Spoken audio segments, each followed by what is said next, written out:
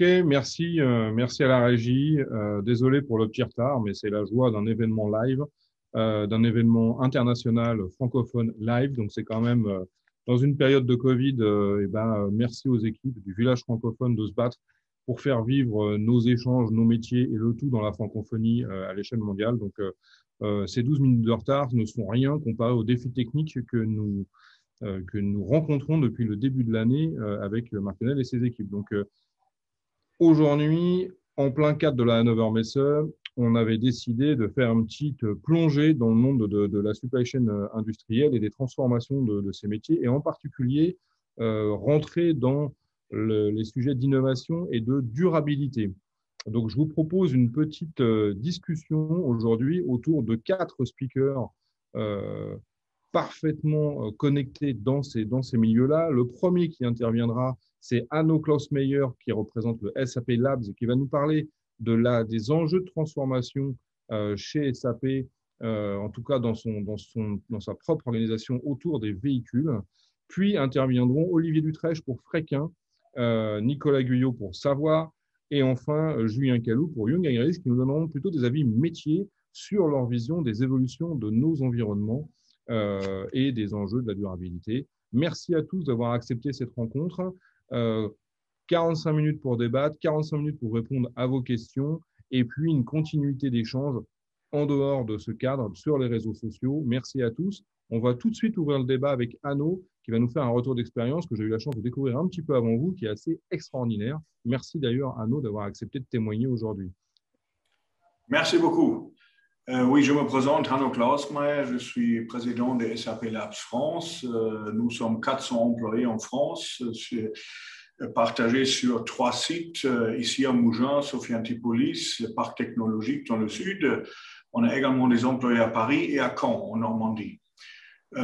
Qu'est-ce que nous faisons? Nous faisons la recherche, le développement et le support technique. C'est-à-dire, moi, personnellement, souvent, je me considère comme un directeur d'usine. Voilà.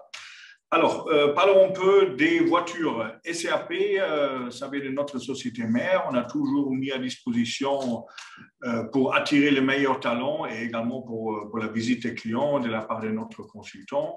On a toujours eu beaucoup de voitures de fonction. En 2014, nous avons décidé, et c'était vraiment un engagement, je dirais, écologique, on a décidé de commencer avec un programme de voitures électriques en 2014. Ça a encore duré une année jusqu'à ce que les premières voitures sont arrivées. On a obtenu évidemment les premières bornes de recharge qui venaient avec. Et on a un peu testé avec, à cette époque-là, personnellement, on a fait ça, à part notre engagement écologique également, et je l'avoue, je vais être très franc avec vous, pour un peu montrer, pour avoir un peu de communication positive pour SAP Labs France. Alors, où nous sommes maintenant? Maintenant, vous voyez le slide, maintenant, en 2021, nous sommes à 95% full electric, c'est-à-dire battery electric vehicle. Yeah. On parle des 280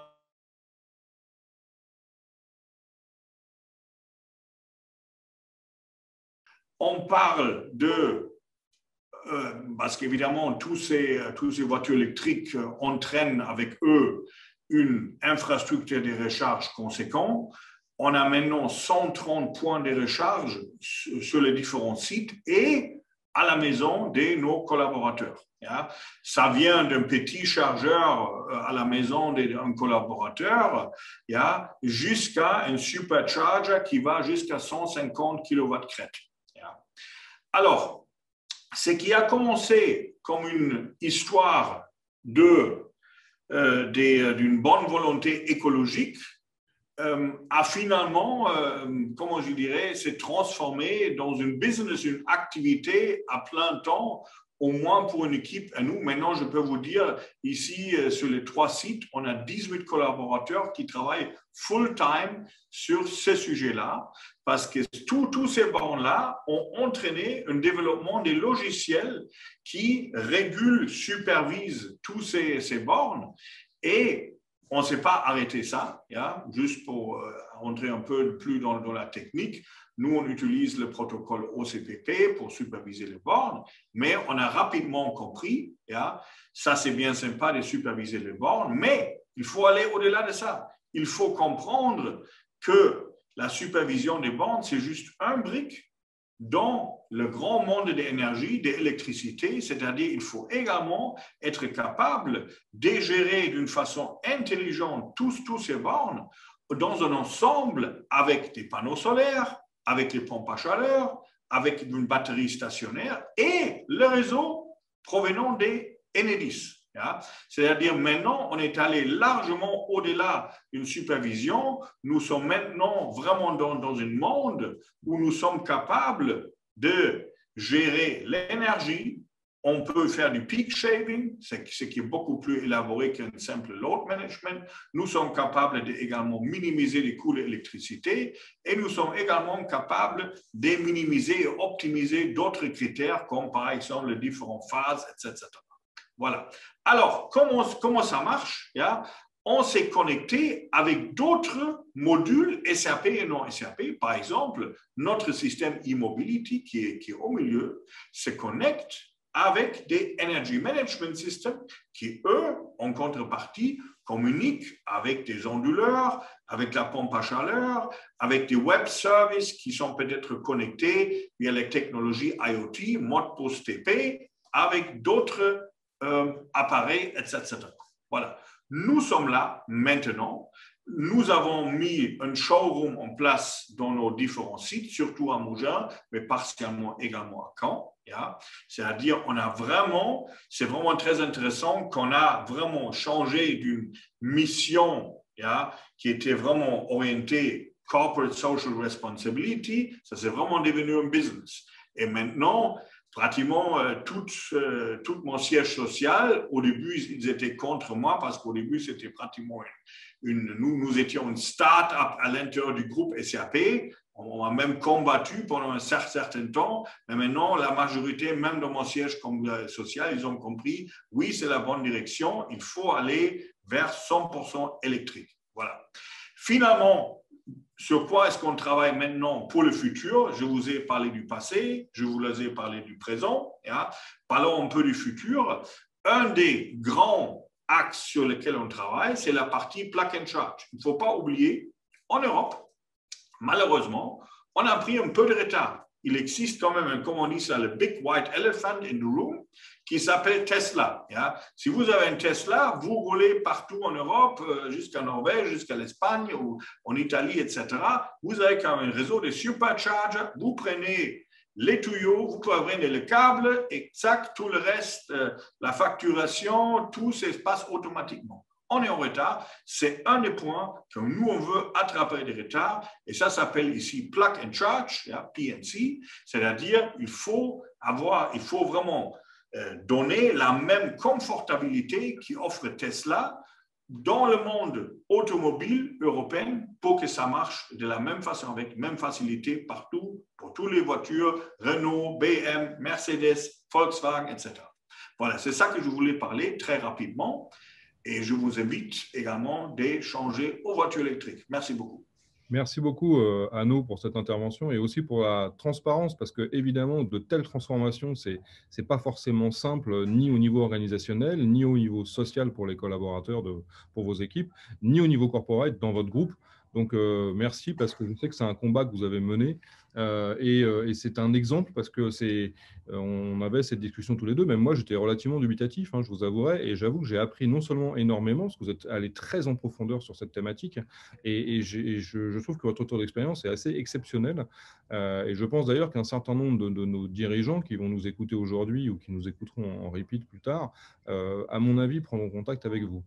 Je vais passer immédiatement la main on va rester dans le monde du véhicule, justement. Alors, ça va être intéressant, après cette intervention, d'écouter Olivier pour Fréquin, parce que là, vous, Fréquin, votre métier, c'est de louer des véhicules. Alors, pas des véhicules pour les particuliers. Pour le coup, on rentre dans le monde B2B.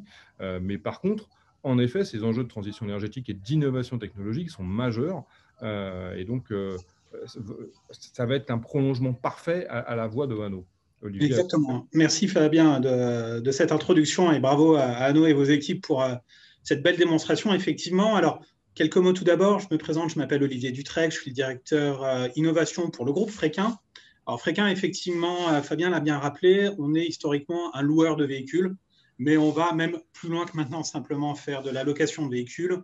Alors, on va travailler sur l'ensemble des marchés. On est présent en France avec un réseau d'agences, mais on est également présent à l'étranger sur une quinzaine de pays.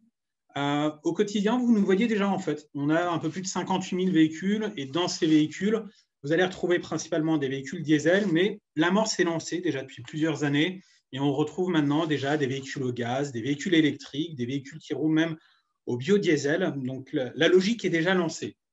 Donc vous pouvez nous retrouver effectivement en France principalement, qui est notre cœur historique, mais vous pouvez nous retrouver dans tous ces pays européens. Et finalement, au quotidien, on est déjà intégré dans votre vie quotidienne. Simplement, vous ne voyez pas nos véhicules.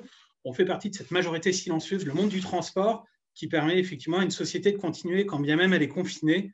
On est là pour assurer, par l'intermédiaire de nos clients, tous les rôles essentiels dans une société. Alors, ce qui est important, effectivement, quand on parle de notre vision d'avenir, un loueur, finalement, il voit une vision d'avenir, mais qui est en couche, autour d'un véhicule, autour des énergies, on vient d'en parler, autour des nouveaux usages aussi, parce qu'effectivement, l'ubérisation arrive, vous avez de nouveaux types de services qui arrivent, la digitalisation, et puis tout ça va générer beaucoup d'informations, beaucoup de données, et la data, effectivement, c'est un axe qui est très transversal. Si on le synthétise finalement, l'innovation aujourd'hui, qu'est-ce qui intéresse nos clients dans cette logique-là?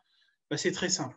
Un, on parle quand même de transport, on parle quand même de rentabilité, il faut qu'on arrive à optimiser ce coût de transport et ce coût de détention. Deux, c'est un axe fort, on parle de la sécurité de tous, des conducteurs comme des usagers de la route et des usagers vulnérables comme les piétons et les deux roues par exemple.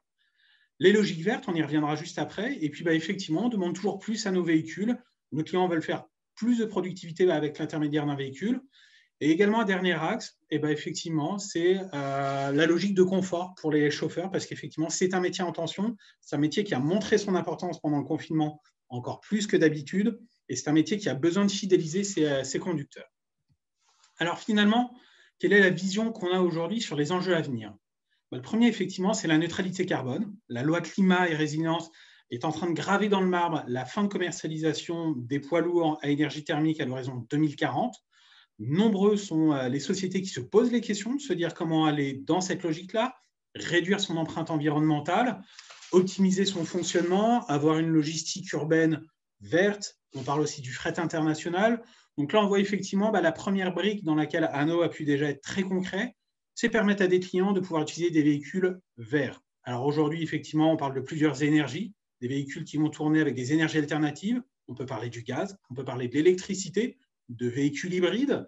L'offre est en train de se densifier. Elle reste quand même le vrai talon d'Achille dans cette réflexion, mais ça se structure. Demain, on parlera effectivement des véhicules à hydrogène.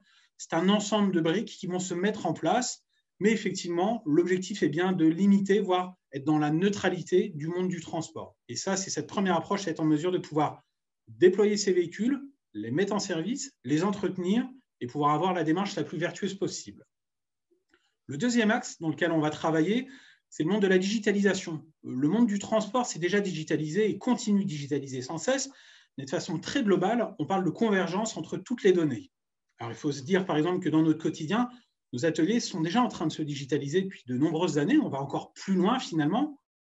On n'est plus dans une logique maintenant d'être dans la maintenance préventive, améliorée, mais on va aller encore plus loin demain avec justement l'interconnexion entre les véhicules, la télématique, les objets connectés, la communication entre les véhicules, les infrastructures finalement, et on est vraiment dans cette logique de passer d'une étape du préventif, qui est déjà un vrai enjeu, à de l'intelligence artificielle qui va piloter de la maintenance prédictive par exemple. Et puis on peut avoir un autre exemple concret quand on parle de l'intelligence artificielle, c'est comment aider nos chauffeurs aujourd'hui à être encore plus efficaces dans leur conduite, comment reconnaître des objets, des difficultés qui sont aujourd'hui très complexes à appréhender quand on est dans une livraison en centre-ville, par exemple. On ne voit pas les piétons, on ne voit pas les deux roues dans toutes les configurations. On parle des angles morts. L'intelligence artificielle peut permettre d'aider un conducteur. Ça ne va jamais le suppléer à ce stade-là, mais ça va donner une aide supplémentaire. Et puis, ça va aussi donner une aide, par exemple, dans la conduite du véhicule pour être encore plus efficace dans l'éco-conduite, par exemple. Et puis, le dernier axe qu'on peut peut-être développer, c'est la conduite autonome. Alors, finalement, Je ne vous parle pas de la robotisation et de drones qui seront des véhicules complètement autonomes, qui vont arriver peut-être un jour, dans un avenir plutôt lointain, on parle plutôt de 2030, 2040, mais on parle aussi d'une prise en compte partielle de l'autonomie, donc des véhicules dans certaines configurations qui seront autonomes. On parle du platooning, par exemple, la conduite en convoi, où les véhicules vont se caler avec un véhicule qui va servir d'étalon devant. On va parler de véhicules qui vont assister le conducteur dans sa conduite. Et c'est vraiment ça l'intérêt de l'innovation, c'est finalement se dire, progressivement, on arrive dans ce mix où le véhicule devient vraiment un outil de plus en plus autonome. Alors oui, on aura toujours besoin du chauffeur. C'est plutôt quelle est la place du chauffeur au fur et à mesure dans ce monde qui est en train d'évoluer. Est-ce que le chauffeur va disparaître? Je ne pense pas. Objectivement, le chauffeur, ça reste un acteur clé dans le monde du transport. Déjà parce qu'un camion ne se vide pas tout seul, parce que le chauffeur est un acteur clé dans la relation commerciale. C'est lui qui va interagir avec le client. Mais effectivement, on va avoir progressivement une mutation avec des cas d'usage et peut-être demain, effectivement, la place d'un véhicule autonome dans la livraison du dernier kilomètre, dans la livraison de milieu fermé. Mais on voit vraiment ces usages qui se mettent en place. Pour conclure, finalement, qu'est-ce qu'on en retient de toutes ces expériences? Déjà, il faut toujours, dans cette conduite du changement, intégrer l'humain au cœur de toutes les décisions. Et c'est vraiment ça le plus important. Sous-estimer la place de l'être humain dans l'innovation, c'est faire une grosse erreur parce que c'est lui qui la met en place et qui va être le meilleur supporter de l'innovation. Et le dernier point, et qui est lié à notre profond accompagnement qu'on peut avoir aujourd'hui avec nos clients, finalement, c'est toujours informer. On a un rôle de conseil vis-à-vis de nos clients, de nos partenaires, et c'est la première brique de notre approche. La deuxième, c'est de les accompagner. Et c'est nécessaire parce qu'aujourd'hui, on est sur des sujets qui sont de plus en plus complexes et on a besoin de travailler de plus en plus de façon collective, de façon très collaborative, et c'est nécessaire. Et la dernière brique, c'est la capacité à déployer, parce que c'est bien de savoir donner du conseil, mais c'est toujours beaucoup plus légitime de pouvoir le déployer, d'accompagner, d'être dans le run avec nos clients, pour pouvoir faire en sorte qu'un projet se déroule dans les meilleures conditions. Voilà un peu la vision que Fréquin voulait vous partager sur effectivement ces sujets d'innovation. Merci beaucoup Olivier, parce que c'est ce que j'aime dans ces interventions, et merci messieurs pour l'engagement, parce que ces interventions qui sont claires, précises et efficaces. Si on ne part pas dans des réflexions intellectuelles, on voit à quel point vos entreprises mènent des choix qui ne sont pas évidents, surtout dans une période qu'on vit depuis un an. Ce n'est pas les périodes les plus simples pour vivre ces transformations. Un grand merci pour ce témoignage de Fréquin, Olivier. On va changer un petit peu d'univers pour rentrer dans l'entrepôt. Dans le cadre de la Hannover Messe, évidemment, les enjeux de l'intralogistique sont majeurs. Et on va commencer dans ce monde souvent méconnu, d'ailleurs, par à la fois nos auditeurs, mais par le monde qui nous entoure. J'entends toujours mes parents parler de supply chain, donc voilà, c'est bien de désacraliser un petit peu tout ce qu'on peut faire dans nos métiers. Nicolas, si vous pouvez nous donner un petit peu une vision d'un expert européen des sujets de mécanisation d'entrepôt. Eh ben, grand plaisir, effectivement. Donc, je vais effectivement parler de Savoie et de ce que l'on mène en termes d'innovation chez Savoie sur le sujet de l'intralogistique et la supply chain de manière générale. Effectivement, Savoie, en quelques mots, est plusieurs métiers, éditeur WMS, WCS, TMS, OMS, d'une part, et puis également concepteur, fabricant, intégrateur de systèmes automatisés et robotisés. Moi, je suis responsable produit côté produit d'automatisation, robotisation. Et je vais vous faire part de 3 grands focus sur lesquels nous, on travaille effectivement en interne en matière d'innovation intralogistique. Le premier gros pilier sur lequel on travaille, c'est toute la partie machine learning, c'est-à-dire mieux anticiper pour améliorer les processus. C'est se nourrir en fait du passé pour pouvoir prédire l'avenir. Donc aujourd'hui, un gestionnaire d'entrepôt, un exploitant logistique jongle entre des informations qui sont à ta disposition, qui sont les lignes de commande préparées, donc la production réalisée, les ressources humaines et matérielles qui sont disponibles, l'état de son stock, les rendez-vous également de camions, départ camions à respecter. Ça, c'est des informations qu'il a à sa disposition, et il a également un ensemble d'informations inconnues qui arrivent au fil de l'eau.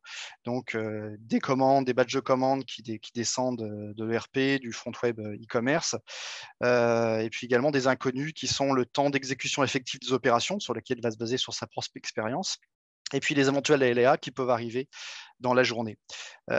Aujourd'hui, effectivement, l'exploitant va travailler un peu de manière à l'expérience, de manière classique. Ce qu'apporte aujourd'hui le machine learning, c'est d'apporter véritablement des fonctionnalités de forecasting qui vont lui permettre de pouvoir, en se nourrissant du passé et de l'analyse par des moteurs de machine learning de ce qui s'est réalisé dans le passé, de pouvoir prédire et d'anticiper d'éventuels aléas. Donc ça va nourrir, c'est des choses que l'on intègre directement dans des modules de labor management aujourd'hui pour pouvoir anticiper le nombre d'opérateurs à mettre en place sur différentes zones de l'entrepôt pour anticiper les préparations de commandes, les réapprovisionneurs, etc. On va travailler également sur tout ce qui est slotting, anticiper les changements de classe de rotation, également tout ce qui est le lancement des commandes pour pouvoir définir et ajuster effectivement le lancement des commandes en fonction de la durée réelle de préparation. Et puis tout ce qui est seuil de déclenchement, seuil de réapprovisionnement, par exemple, d'une zone à une autre. Et puis également des sujets de maintenance prédictive sur lesquels on est amené également à travailler de manière à pouvoir anticiper effectivement des défauts sur des équipements automatisés, robotisés. Donc ça, c'est un premier grand pilier, c'est vraiment aider l'exploitant à pouvoir travailler sur, pouvoir l'aider à diagnostiquer, l'aider à anticiper et l'aider à organiser son activité. Ça, c'est un point clé en termes de développement. Deuxième point clé, ça va être tout ce qui est robotique, intégration de tout ce qui est robotique. Donc, passer de l'automatisation à la robotisation. Donc, la robotique au sens large, robots mobiles autonomes, robots de picking détail, qui font leur entrée depuis quelques années de plus en plus dans les entrepôts. Robot mobile autonome, le gros avantage, c'est de pouvoir directement intégrer des robots dans un environnement existant, c'est-à-dire ce sont des robots qui ont eux-mêmes leur capteur de sécurité, donc ils peuvent interagir dans un environnement où des opérateurs ou des caristes évoluent. L'énorme avantage, c'est de pouvoir se positionner et de travailler directement dans les allées de picking existantes, donc sans avoir à modifier de manière importante l'organisation déjà existante de l'activité. Donc, ce qui permet une grande flexibilité avec ce type d'outils et également de pouvoir facilement faire évoluer une solution avec des temps d'implémentation très courts à chaque fois. Et tout ce qui est robot de picking détail, c'est notre pan qui est aujourd'hui encore faiblement intégré dans les entrepôts, mais qui, toujours en se basant aussi sur des aspects de machine learning, de manière à améliorer et faciliter la détection des produits, on va pouvoir, par apprentissage de manière régulière, permettre à un robot de picking de pouvoir reconnaître facilement des produits. Parce que la grande problématique, c'est de pouvoir, bien entendu, pouvoir détecter, reconnaître des produits qui sont d'une grande variété en termes de poids, de dimension, de texture, de rigidité, d'emballage primaire, secondaire. Donc, le gros défi des prochaines années pour que cette technologie puisse rentrer réellement dans les entrepôts de manière définitive, c'est d'être capable de pouvoir détecter une grande majorité des références à prélever. Dans tous les cas, quelle que soit ces technologies, attention, il est important d'avoir une vision globale et structurée pour les intégrer, c'est-à-dire de bien comprendre à chaque fois le retour sur investissement, qu'est-ce que l'on doit en attendre, quelle est leur pertinence d'un point de vue positionnement dans un process, car bien évidemment, il n'y a pas de solution de préparation de commande qui soit unique et unifiée. Il faut souvent, bien entendu, jongler, et c'est de plus en plus ce défi des entrepôts aujourd'hui, jongler entre différents processus. Et jongler entre différents processus, c'est souvent lié à un élément clé qui est simple, qui est l'omnicanalité. L'omnicanalité amène effectivement dans l'entrepôt, dans des processus intralogistiques, à avoir différents process manuels, semi-automatisés, robotisés, pour gérer différents processus de préparation de commandes parallèles, que ce soit des processus de préparation pour des magasins dans le retail, processus pour le e-commerce en direct. Et on va avoir une multitude, en fonction des classes de rotation des références, des canaux de distribution, une multitude de process à gérer. Donc, c'est un double enjeu pour les systèmes d'information intralogistique et supply chain. Intralogistique, bien évidemment, sans rentrer dans le débat des acronymes WMS, WS, WCS, en tout cas, un véritable enjeu sur tout ce qui est pilotage des entrepôts. Il va falloir pouvoir synchroniser différents process manuels, robotisés, semi-automatisés, comme je le disais. Il va falloir synchroniser ces flux de commandes et optimiser l'utilisation des équipements. C'est simplement, par exemple, nos produits, par exemple, travaillent en temps réel pour définir quelle est la meilleure prochaine commande à lancer en fonction, bien entendu, des impératifs logistiques, mais également des différents équipements automatisés, robotisés par lesquels la commande, le colis va devoir passer. Ça, c'est pour la partie intralogistique. Mais la supply chain dépasse les entrepôts et le transport. Elle s'invite aujourd'hui dans les magasins. C'est pourquoi aujourd'hui, il est indispensable d'avoir un OMS, surtout si on est dans le secteur du retail, bien sûr en gérant du e-commerce en parallèle, c'est cette orchestration globale et unifiée de commandes entre magasins et entrepôts. Il faut casser absolument le silo entre la vision des stocks magasins et la vision des stocks entrepôts pour pouvoir proposer une réponse la plus pertinente possible à une commande donnée, de manière à pouvoir soit la livrer directement depuis un entrepôt, soit faire une livraison de ship from store depuis un magasin, pour pouvoir proposer également des mécanismes de type click and collect, click and reserve, qui permettent à chaque fois de faire interagir et de répondre à la promesse client, faire interagir le monde de l'entrepôt et le monde du magasin. Aujourd'hui, c'est un enjeu effectivement essentiel de pouvoir casser ce silo entre ces deux univers. Donc la supply chain dépasse aujourd'hui l'entrepôt, mais elle s'invite dans les magasins avec une vision des stocks unifiés. Et c'est aujourd'hui aussi un des gros enjeux sur lesquels nous travaillons actuellement. Donc, en conclusion, 3 grands piliers qui nous semblent aujourd'hui d'aborder. Le machine learning, l'introduction de la robotique dans les processus de préparation de commandes et l'omnicanalité avec tous les impacts qu'ils peuvent avoir sur le système d'information supply chain de manière générale. Merci Nicolas, c'est extrêmement clair. Je vous le glisse tout de suite parce que pour que chacun y réfléchisse un petit peu, tout à l'heure, on aura une petite discussion en fin de conférence autour des problématiques de réglementaire. Parce que robotique, qui dit robotique ou qui dit innovation, dit petit changement dans les environnements réglementaires. Donc, je vous interrogerai là-dessus, je vous le dis, voilà, je vous le dis en avance. On aura aussi je vous poserai aussi quelques sujets autour du ROI, de l'innovation, de l'enjeu pour la performance de l'entreprise, de l'innovation, de l'enjeu en termes d'image, mais aussi en termes de business, parce qu'on est dans un environnement B2B et pour moi, on n'innove pas pour le plaisir, on innove pour l'avenir de l'entreprise. Donc, je vous le glisse et on en reparlera tout à l'heure. Pour conclure ces interventions professionnelles, une entreprise qui est leader à l'échelle mondiale sur son marché, un grand merci Julien d'avoir accepté l'invitation aujourd'hui et nous donner la vision de Young Irish aujourd'hui sur ces grandes thématiques. Je vous passe la main, Julien.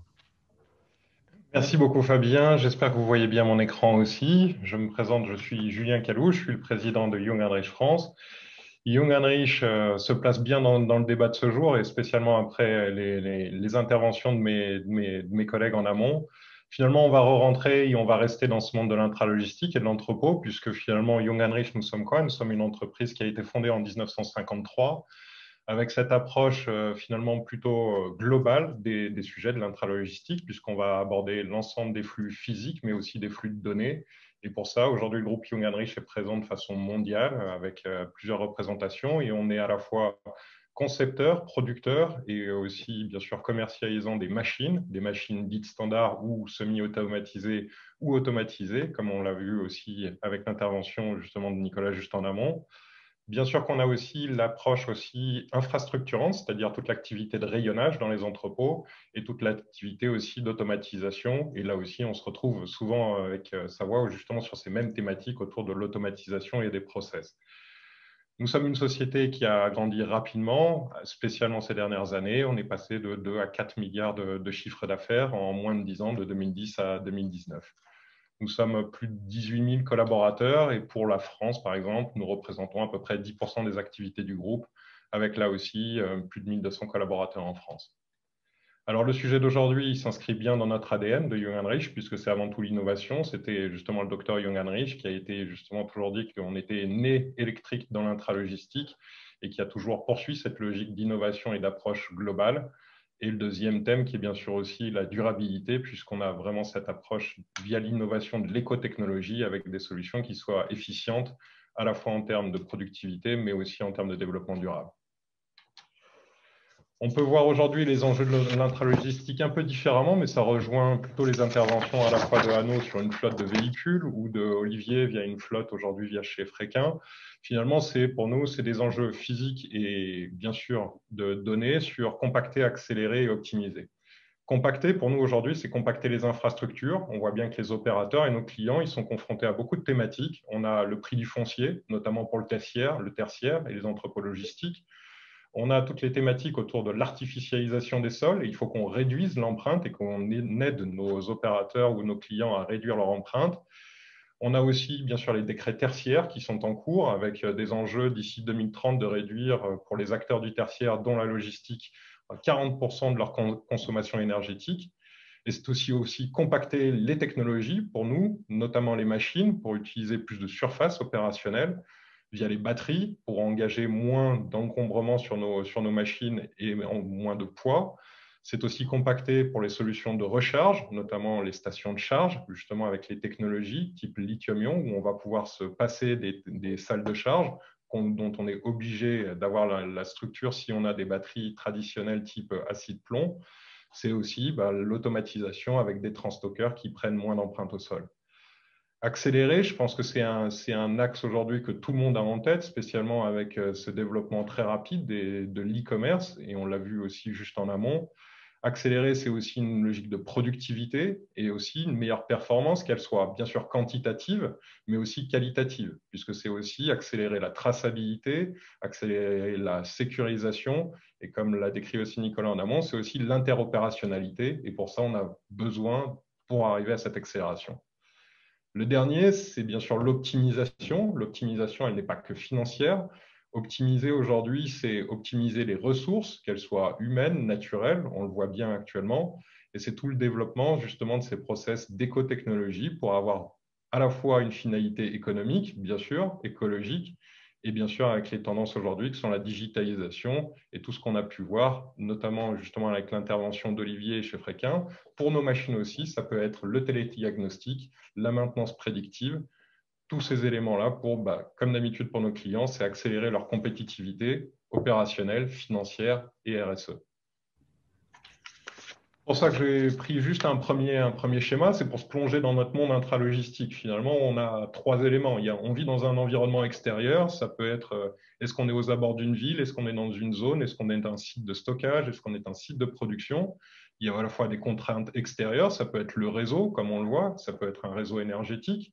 Le deuxième aspect, c'est bien sûr, comme d'habitude, l'infrastructure en soi. Est-ce que j'ai une infrastructure neuve? Est-ce qu'elle est ancienne? Est-ce qu'il faut l'adapter? Est-ce qu'il faut la rénover?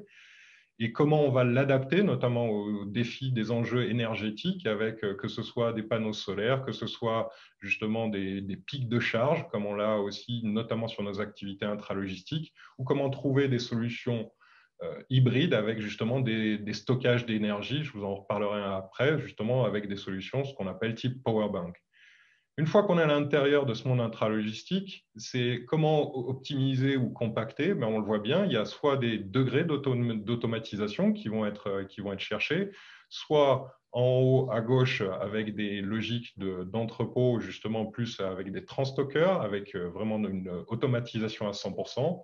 On peut avoir des semi-automatisations ou avec des logiques type machine autonome qui se baladent à l'intérieur du flux de réception jusqu'au flux de sortie avec tous les process justement de picking associés.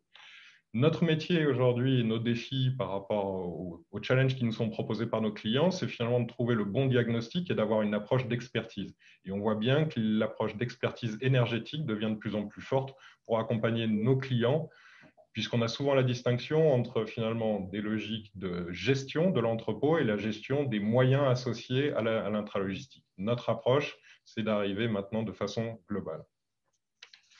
C'est pour ça que le premier point, c'est avant tout une logistique de maîtrise énergétique. On a aujourd'hui, nous, basé beaucoup d'innovation et de développement sur la technologie lithium-ion. Certes, ce n'est pas une technologie révolutionnaire en soi, puisqu'on l'avait déjà dans l'automotive. Par contre, c'était relativement nouveau dans la partie intralogistique, surtout sur les chariots.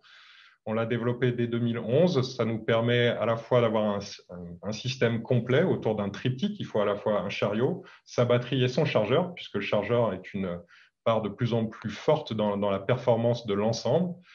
On a énormément d'atouts avec ces nouvelles solutions énergétiques. Pas de maintenance par rapport à d'autres technologies, notamment avec des remises en eau. Pas de changement de batterie, puisqu'on peut aller jusqu'à des cycles opération forts, c'est-à-dire jusqu'à 3 cycles par jour. On a aussi une maîtrise finalement de l'aspect de charge, et c'est ce que aussi montrait Anno dans son exemple sur une partie aussi de flotte automotive pour des véhicules particuliers. On peut faire des charges d'opportunité, 30 minutes, 50% de recharge, et ça va aussi jouer bien sûr sur les logiques de productivité. Deux, ce sont aussi des espaces qui sont beaucoup plus optimisés dans le cadre de l'intralogistique, puisqu'on a beaucoup moins d'empreintes au sol, pas de salle de charge dédiée, et surtout, on peut mettre des logiques de chargeurs aussi différenciées partout dans l'entrepôt pour là aussi perdre beaucoup moins de temps sur les trajets, par exemple, de prendre une machine avec un opérateur pour l'amener jusqu'à une salle de charge. Bien sûr que ça va nous apporter, bien sûr, pour le client, une vision de productivité accrue, notamment avec ces charges intermédiaires qui peuvent respecter des cycles différents pour des travaux, par exemple, en 3 cycles. Et en plus, on a justement ces apports de l'information et des flux de données, notamment avec ces pilotages, ce qu'on appelle les BMS, ce sont en fait juste des systèmes de gestion informatisés pour le management aussi des batteries associées pour pouvoir s'assurer de leur longévité et de leur performance. Un des autres points, bien sûr, dans cette maîtrise énergétique, c'est justement trouver des solutions pour des solutions d'infrastructure, par exemple, qui n'auraient pas les capacités énergétiques pour des pics d'utilisation. On peut utiliser des solutions de type powerbank. En fait, ce sont des batteries qu'on va associer dans l'entrepôt qui vont aujourd'hui avoir des charges d'intensité faible, qui vont les emmagasiner, où on peut les lier avec une structure, justement, une vision de structure bâtiment avec des panneaux solaires, que ce soit de l'énergie réseau ou de l'énergie renouvelable créée, et on va la stocker dans des batteries pour pouvoir les donner sur les pics de charge des machines. Enfin, c'est aussi un recyclage, puisque c'est une approche indispensable, spécialement sur la partie batterie. Nous utilisons aujourd'hui des solutions lithium-ion qui ne contiennent aucun cobalt, mais on a aussi créé une joint venture avec une société qui s'appelle GT Energy System pour pouvoir avoir du conception jusqu'au recyclage et pouvoir tendre à horizon 2025 vers une neutralité carbone pour tous nos produits. Le deuxième aspect, qui était là aussi bien souligné par Nicolas en amont, c'est bien sûr la juste automatisation. Ça, c'est un thème aujourd'hui. On peut avoir une hyper-technologie. Par contre, c'est toujours cette capacité de est-ce que ça a une pertinence économique? Les sociétés en ont besoin. La contrainte de développement durable ne doit pas être juste vécue comme une contrainte. Ça doit être aussi un modèle différenciant, mais qui économiquement reste viable. Donc, on est sur à la fois une approche ROI en se disant quelle est la meilleure synthèse entre les systèmes mobiles et les infrastructures. On peut avoir différents degrés d'automatisation. Plus on devra toucher les infrastructures, plus le ROI sera long, puisque ça nécessitera beaucoup de travaux d'adaptation. Et puis, bien sûr, il faut prendre les nouveaux indicateurs de performance comme ceux énergétiques qui seront, à mon avis, croissants dans les prochaines années, exactement comme on l'a vu sur ce décret tertiaire et cet horizon de 2030. On voit bien aussi… L'intervention, si tu peux, parce que je vois qu'on a un petit peu le temps au débat et on devra lâcher la ligne à 30 piles.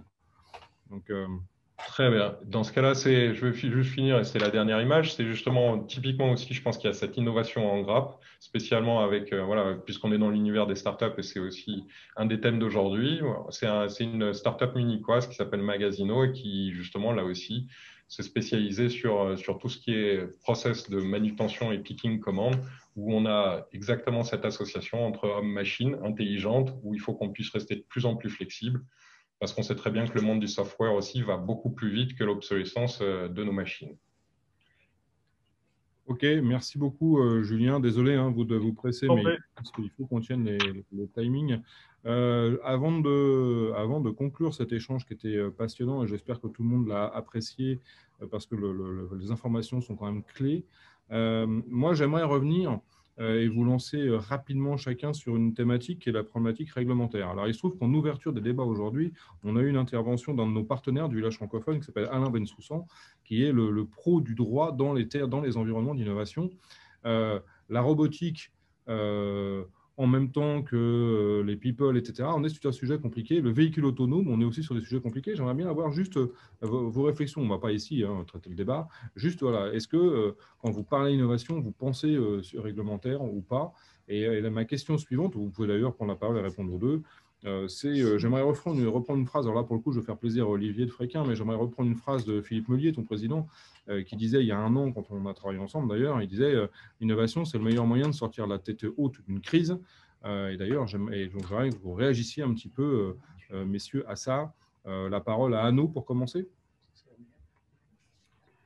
Oui, je pense que cette crise, cette pandémie, évidemment, a beaucoup des aspects négatifs. Je pense que c'est inutile de trop parler de ça. Mais je pense que toute crise a aussi quelque chose d'extrêmement positif. Je pense que cette pandémie va pousser l'industrie, mais aussi nos chers amis du secteur public, à se digitaliser beaucoup plus. On a vraiment vu que certains secteurs de notre industrie, certains secteurs de toute l'économie n'étaient pas suffisamment digitalisés. Ça c'est pour moi vraiment quelque chose qui est, à mon avis, des positifs que la pandémie va nous apporter, qu'il va forcer certains secteurs de se digitaliser. Je vais vous donner un exemple très bête. Parlons, par exemple, ici à la Côte d'Azur, on a beaucoup d'agents immobiliers. Tous les agents immobiliers, ce n'est pas mon secteur, ils étaient bloqués pendant le confinement parce que les notaires, ils ne travaillent plus. Mais personne n'a pensé que tous ces notaires, les actes, on aurait pu se faire à distance avec visioconférence, etc.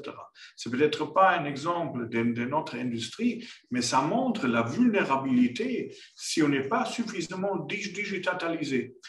Avec ça, je veux dire, l'innovation, c'est une opportunité pour tout le monde d'être plus résilient parce qu'aujourd'hui, on parle du Covid-19, demain, on aura le Covid-23, le Covid-28 ou le Covid-39, etc. Ça va certainement venir. C'est-à-dire, il faut être préparé pour la prochaine pandémie. Et un point pilar pour se faire plus fort, plus résilient, ça c'est la technologie, l'innovation et la digitalisation. Voilà, je veux juste dire ça.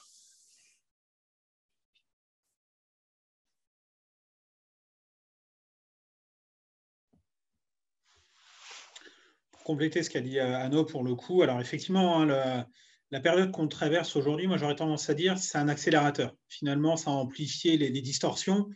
Les structures qui avaient des difficultés structurelles, malheureusement, auront de vraies difficultés et ça nous a poussé toutes et tous finalement à être beaucoup plus agiles. Donc en termes d'innovation, ça nous a poussé à aller plus vite, plus loin, de refaire des nouveaux choix. Donc ça impose de reprioriser des sujets où effectivement le programme n'était peut-être pas forcément celui qui avait été convenu avant l'arrivée de la crise sanitaire, mais finalement, on est dans un aléa qui est imposé et qui nous impose justement cette nouvelle approche.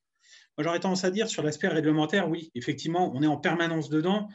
L'innovation et sur des sujets de digitalisation, c'est des sujets de conséquents sur la data. À qui appartient la data? Est-ce qu'elle est au constructeur, au propriétaire du véhicule, à l'utilisateur, à la personne qui prend l'infrastructure? Donc, ça impose de revoir effectivement ces positions-là et parfois d'avoir l'appui des services publics. Sur la logique du véhicule autonome, le cadre législatif n'est pas encore adapté. Alors, on peut faire des tests, mais je parle de l'aspect en termes de responsabilité. Il y a un enjeu assurantiel qui est énorme et la Convention de Vienne n'avait pas été prévue à l'origine pour intégrer des véhicules autonomes. Donc, il faut bien voir ces sujets comme pas du tout une posture et des points bloquants, mais plutôt voilà, une évolution. Et le rôle qu'on se fixe à chaque fois, c'est d'informer nos clients pour déjà leur donner les bonnes clés pour les prises de décision. Et puis également être à disposition des services publics, parce qu'on s'aperçoit bien que parfois des décisions sont prises à l'échelle nationale jusqu'à l'échelle locale, où parfois voilà, c'est faute d'informations et d'acteurs qui ont pu donner des clés de lecture concrètes. Voilà, c'est notre rôle aussi de pouvoir accompagner les structures privées comme publiques pour faire les bons choix et prendre les bonnes décisions. Merci beaucoup, Olivier. Nicolas, en 2 minutes. En 2 minutes, oui. Écoute, j'irai dans le sens d'Olivier. La crise a été vraiment un accélérateur, en tout cas on le voit pour nous sur notre activité comme sur les motivations de nos clients à investir dans l'automatisation, la robotisation. Donc on le voit clairement. Pour aujourd'hui, nous, on ne voit effectivement pas de crise d'un point de vue économique au sens direct. Voilà, donc la volonté de l'ensemble des exploitants logistiques de vouloir robotiser, automatiser. D'un point de vue réglementaire, simplement, pas grand-chose à signaler. Effectivement, il y a déjà des réglementations qui existent, en tout cas en termes de protection des opérateurs. Donc du personnel qui existe autour des directives machines. Les robots mobiles les respectent parfaitement. Tout ce qui est directives CE sont parfaitement respectés. À partir du moment, bien évidemment, où ils sont équipés des capteurs qui vont bien. Et puis pour tout ce qui est un road picking, road palletisation, pareil, on va avoir le même type de protection directement qui vont être mises en place pour éviter tout problème avec les opérateurs. Donc effectivement, à ce stade, pas de... C'est un sujet bien sûr sur lequel on travaille et en tant qu'intégrateur de solutions robotisées, nous sommes forcément partie prenante. Le mot de la fin, du coup, pour Julien, et je conclurai juste derrière. Pour moi, pour ne pas faire de redite, j'espère J'espère juste que voilà, tout cet argent qui est disponible actuellement avec des plans de relance et autres servira vraiment à l'accélération, oui, du changement radical sur de la vraie innovation, que ce soit vers cette industrie du futur, que ce soit les différents plans de relance associés et que ça puisse profiter aussi à nos employés, voilà, réduire la pénibilité, avoir de meilleures conditions de travail et créer de nouveaux secteurs et filières. Puisque là aussi, l'intralogistique, comme tu le signalais, elle n'est pas souvent visible. C'est celle qu'on a souvent considérée en seconde ligne, mais c'est celle qui a aussi fait beaucoup tourner notre pays ces derniers temps. Merci pour le timing, messieurs. Un grand merci pour la perspicacité de ces échanges. Un grand merci pour le travail que vous avez fait et la préparation qu'on a pu faire. J'espère qu'on aura pu transmettre un certain nombre de contenus à nos auditeurs dans toute la francophonie. Je vous donne rendez-vous dans quelques minutes sur le contest Startup. Vous allez nous rejoindre en tant que membre du jury et je vous souhaite, vu que je ne peux pas vous voir, je vous souhaite en tout cas une bonne fin de soirée. Merci à tous.